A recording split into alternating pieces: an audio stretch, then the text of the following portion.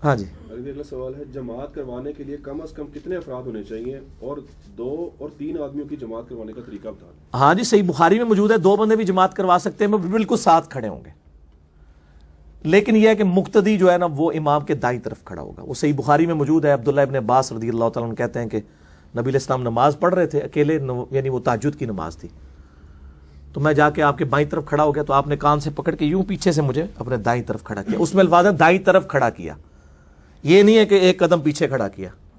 وہ کہتے ہیں امام ایک قدم آگے، امام ویسے ہی آگے ہے، کیونکہ آپ جب دائیں طرف جو کھڑا ہوتا ہے وہ مقتدی ہوتا ہے، بائیں طرف امام ہوتا ہے، وہ آگے ہی ہے، وہ لیڈ ہی کر رہا ہے. تو یہ نہیں ہے کہ وہ ایک قدم پیچھے کھڑا ہوگا، پاؤں سے پاؤں ملایا جائے گا. جب 3 ہوں گے نا تو پیچھے جو آئے گا وہ یا تو امام کو آگے بڑھنے کی جگہ تو امام کو تھپکی دے، امام آگے چلا جائے، یا مقتدی کو پکڑ کے پیچھے کر لے. تو 3 کی جب امامت ہوگی تو 2 پیچھے کھڑے ہوں گے اور 1 آگے. البتہ اب اگر وہ تشہد میں بیٹھ چکے ہیں، اب تو امام ظاہر تشہد سے اٹھ کے تو آگے جانے سے رہا، تو پھر آپ اس کے ساتھ ہی پڑھ لیں، یعنی وہ دائیں طرف جو ایک نمازی ہے اس کے ساتھ ہی دوسرا کھڑا کر لیں. تو وہ مطلب کیٹاسٹرافک کنڈیشن ہے، نماز ہو جائے گی، کوئی مسئلہ نہیں اس میں. کیا نفل نماز یا قضا نماز کی جماعت کروا سکتے ہیں؟ ہاں ہو سکتی ہے. صحیح مسلم میں حدیث موجود ہے کہ نبی صلی اللہ علیہ وآلہ وسلم کی ایک دفعہ فجر کی نماز قضا ہو گئی تھی، یعنی وقت گزر کے، اور وہ لمبی حدیث ہے کہ حضرت بلال حبشی رضی اللہ تعالیٰ عنہ کی ڈیوٹی لگائی گئی. مطلب آپ سے ان کا مشورہ تھا کہ رات کا کافی اندھیر ہو چکا تھا، یعنی غزوہ تبوک سے واپس آ رہے تھے.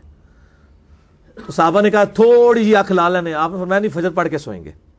ان کا نہیں تھوڑا آرام کر لیتے ہیں، ایک بندے کی ڈیوٹی لگا لیتے ہیں. حضرت بلال کی ڈیوٹی لگائی، وہ اونٹ پہ بیٹھ کے مشرق کی طرف منہ کر کے ان کا جی ٹھیک ہے میں آپ کو جگا دوں گا. اب گھڑیاں تو ہے نہیں تھی، الارم تو ہے نہیں تھا اس وقت.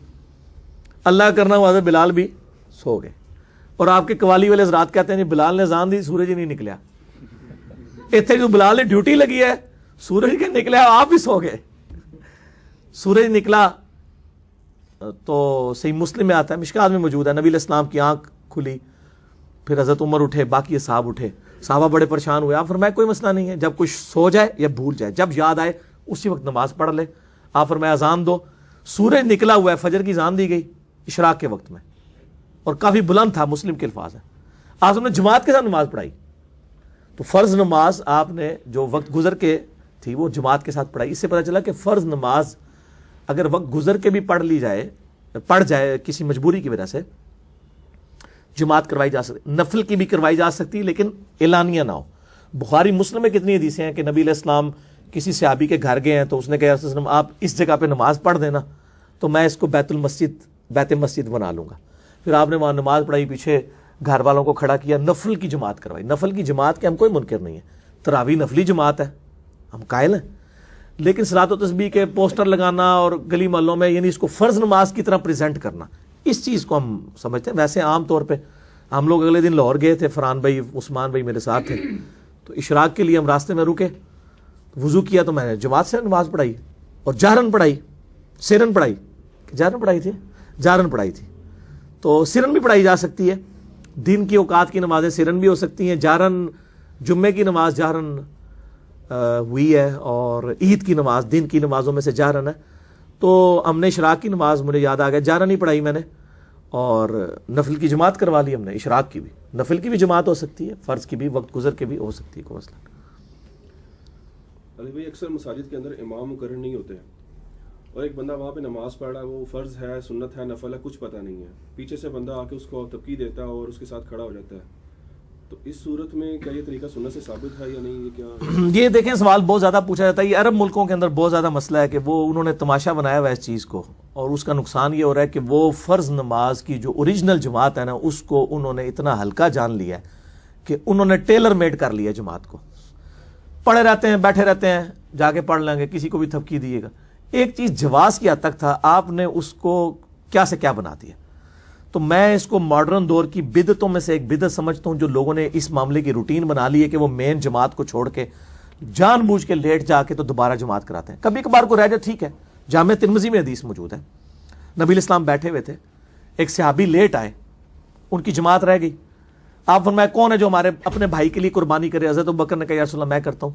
اس نے جماعت کرائی، حضرت ابوبکر نے اس کے پیچھے نفل نیت کیے تاکہ اسے جماعت کا ثواب مل جائے. جواز ہے.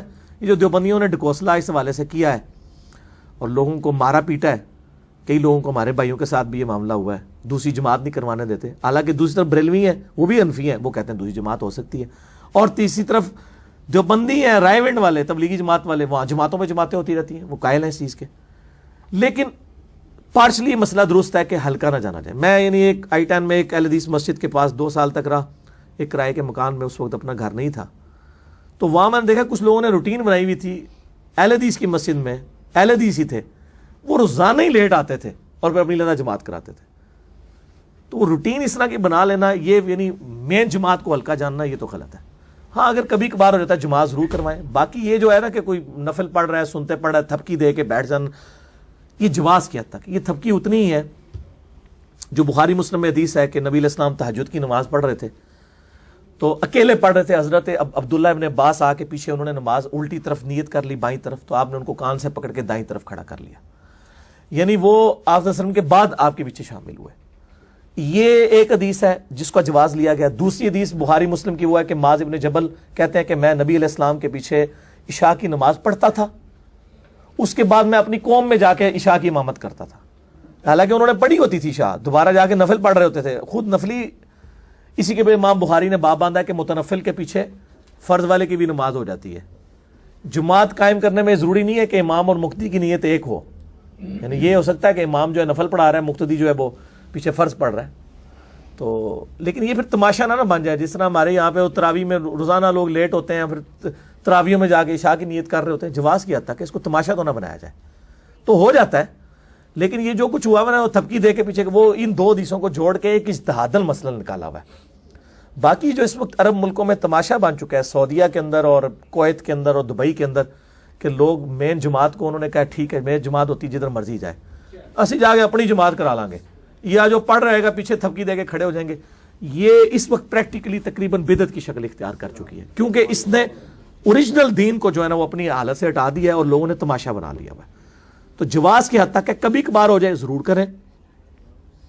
اور وہ کوئی بیچارہ پاکستانی ہے, اس کو تو پتہ بھی نہیں ہوتا ان مسئلوں کا, یہ صرف جواز تھا. اور یہ قیاساً اور اجتہاداً مسئلہ ہے, یہ قرآن سنت اجماع کا مسئلہ نہیں ہے, قیاسی مسئلہ ہے جس کو اتنا بڑا بڑھا دیا گیا ہے کہ وہ عرب ملکوں میں یہ تماشا ہی بن گیا ہوا ہے. ٹھیک ہو گیا علی بھائی, اسی میں فرض کی نیت بھی تبدیل ہو سکتی ہے. جس طرح آج ہم نے ظہرین پڑھی ہے, تو کیا جب ہم عصر پڑھ رہے تھے تو کوئی پیچھے سے آ کے اپنی ظہر کی نماز, ہاں پڑھ سکتا ہے, صرف مغرب کے ساتھ ایشو ہو جاتا ہے نا, کیونکہ مغرب کی آرڈر رکھتے ہیں, اس کو چھوڑ کے باقی ہو سکتا ہے, بالکل ہو سکتا ہے. جب نفل والے کے پیچھے فرض ہو سکتے ہیں تو فرض والے کے پیچھے دوسرے فرض بھی ہو سکتے ہیں. علی بھائی, ایک بھائی کا سوال ہے کہ میرے گھر کے پاس ایک مسجد خالی پڑی ہوئی ہے اور میں وہاں اکیلے ہی نماز پڑھ رہا ہوتا ہوں, امام یعنی اکیلا ہی پڑھ رہا ہوتا ہوں, تو عشاء کی نماز اب وہ جہرن پڑھے گا یا سرن پڑھے گا؟ نہیں, وہ اکیلی مسجد کون سی ہے, پہلے تو یہ تو اور مسئلہ شروع ہو گیا نا کہ یہ مسجد کون سی ہے کہ وہ اکیلی پڑی ہوئی ہے, ادھر کوئی اور مسلمان نہیں. اس کا تو مطلب یہ ہے کہ ادھر مسجد ایک ہے اور مسلمان بھی ایک ہے بڑی. تو وہ تو پہلے تو میں اس کو مشورہ یہ دوں گا کہ بھائی اس مسجد کو آباد کرو. ٹھیک ہے, وہ مسجد کیوں ایسی مسجد ہے کہ جس میں کوئی مسلمان ہی اویلیبل نہیں ہے نماز پڑھنے کے لیے. باقی یہ بات صحیح ہے کہ چونکہ مغرب عشاء اور فجر یہ جہری نمازیں ہیں, یہ آپ کی جب جماعت رہ جائے تو اکیلے میں اس کو جہرن پڑھنا ہی بہتر ہے, کیونکہ اللہ نے اسے جہرن رکھا ہے.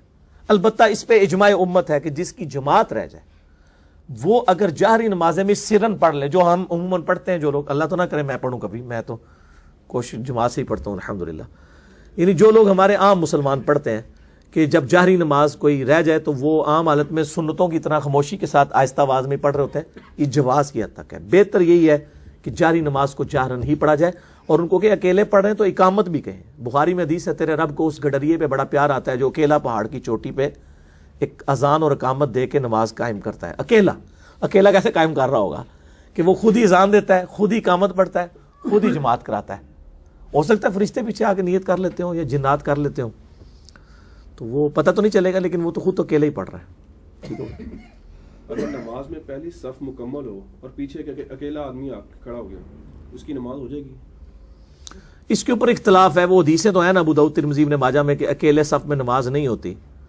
بعض لوگ وہ کہتے ہیں کہ کیٹاسٹرافیکلی ہو جاتی ہے. میرا موقف یہ ہے کیٹاسٹرافیکلی اگر ہو جاتی ہوتی تو پھر تو اس مسئلے کی ضرورت ہی کوئی نہیں تھی, یہ ہوتے ہی کیٹاسٹرافک ہے. تو اس میں بہتر یہ کہ آگے میں سے کسی کو نہ ایسے تھپکی دے کے پیچھے کر لیا جائے جس کو مسئلہ معلوم ہو, یا انتظار کر لیں, کو وضو کر رہا ہوتا ہے تو وہ آپ اس کے ساتھ شامل ہو جائیں.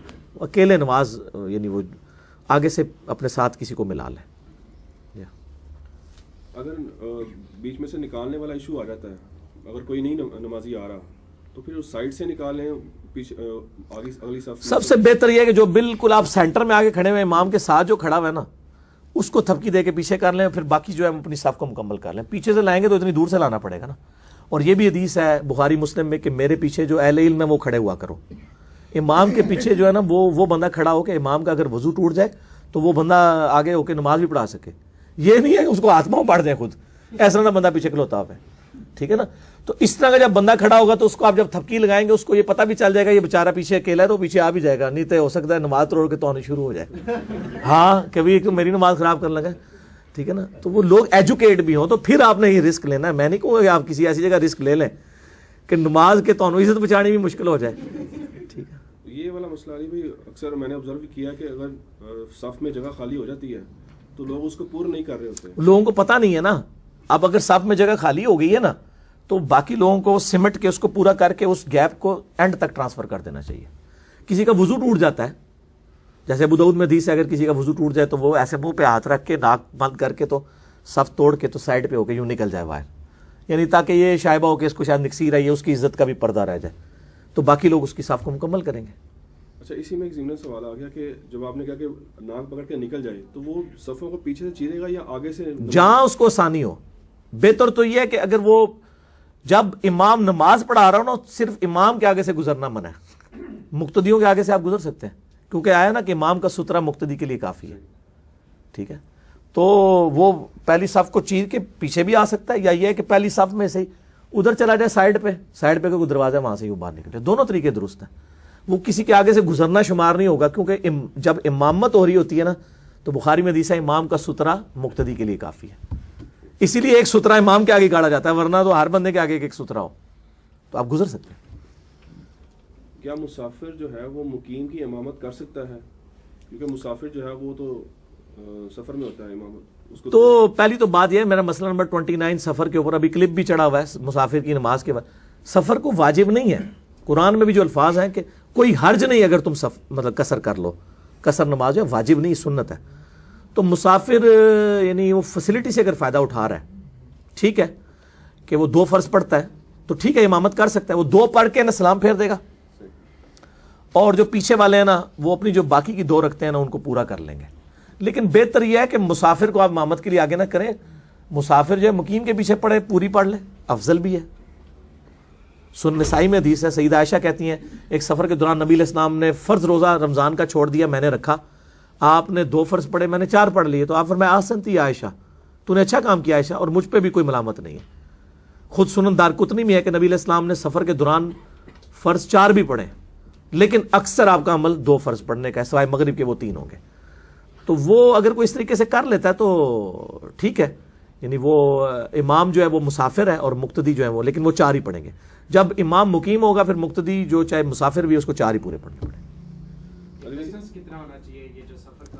ہاں جی, میں نے اسی لیے بتا دیا, میرا کلپ ریکارڈڈ موجود ہے, بڑا ڈیٹیل ہے, اس پہ 15 منٹ اور لگ جائیں گے. وہ سفر والا میرا کلپ دیکھ لیں. مسافر کی نماز انجینئر محمد علی مرزا لکھ دیں تو کلپ کھل جائے گا. علی بھائی آپ نے اس کا ذکر تو پہلے کر دیا کہ ایک آدمی 2 دفعہ امامت کروا سکتا ہے. کیا جمعہ بھی 2 دفعہ کروا سکتا ہے کوئی امام؟ کیوں نہیں کروائے گا, جمعہ بھی نماز ہی ہے, کروا سکتا ہے. اس میں اس کو خطبہ وغیرہ جو ہے وہ سارا وہ مطلب کرنا پڑے گا؟ ہاں کرے, ظاہر ہے وہ تو پیسوں کے لیے کر رہا ہے, کرے 3 پڑھائے 4 پڑھائے, جتنا پڑھائے گا زیادہ کمائی ہوگی. فیس باللہ تو نہیں پڑھا رہے ہوتے نا, پتہ اگر جماعت کے ساتھ. لیکن یہ جو پڑھا رہے ہوتے ہیں نا زیادہ تر تو وہ مطلب قائل ہی نہیں ہوتے ہیں, وہ صرف تقریریں 2-3 جگہ کرتے ہیں, امام انہوں نے اور رکھے ہوئے ہوتے ہیں.